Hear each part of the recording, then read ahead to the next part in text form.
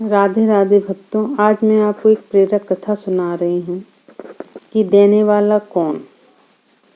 जैसे कोई भी चीज़, जैसे हम दान करते हैं, भंडारा करते हैं, किसी को कोई चीज़ देते हैं तो कहते हैं मैंने दी, मैंने किया।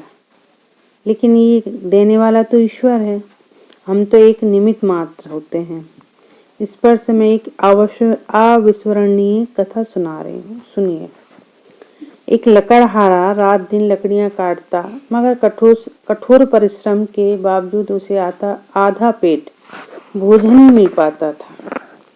एक दिन उसकी मुलाकात एक साधु से हुई। लकड़हारे ने साधु से कहा कि जब आपकी प्रभु से मुलाकात हो जाए तो मेरी एक फरियाद उनके सामने रखना और मेरे कष्ट का कारण पूछना।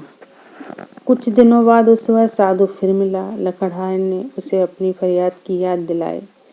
साधु ने कहा कि प्रभु ने बताया है कि लकड़हारे की आयु 60 वर्ष है और उसके पूरे जीवन में सिर्फ 5 बोरी अनाज है। इसलिए प्रभु उसे थोड़ा अनाज ही देते हैं ताकि वह 60 वर्ष तक जीवित रह सके।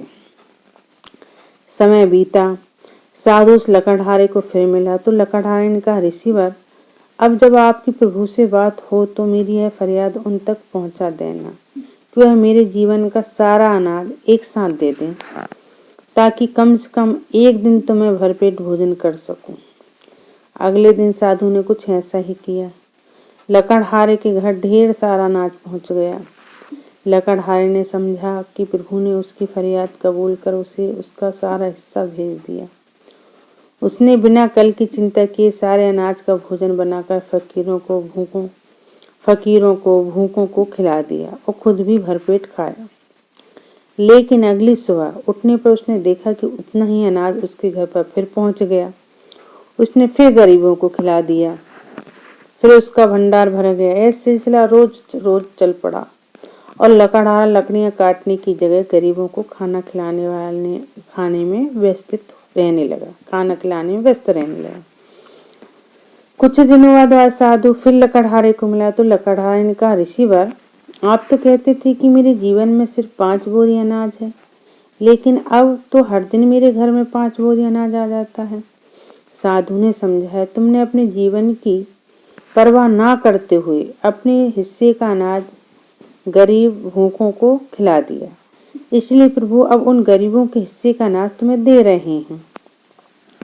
कथा के अनुसार किसी को भी कुछ देने की शक्ति हम में नहीं है ही नहीं है।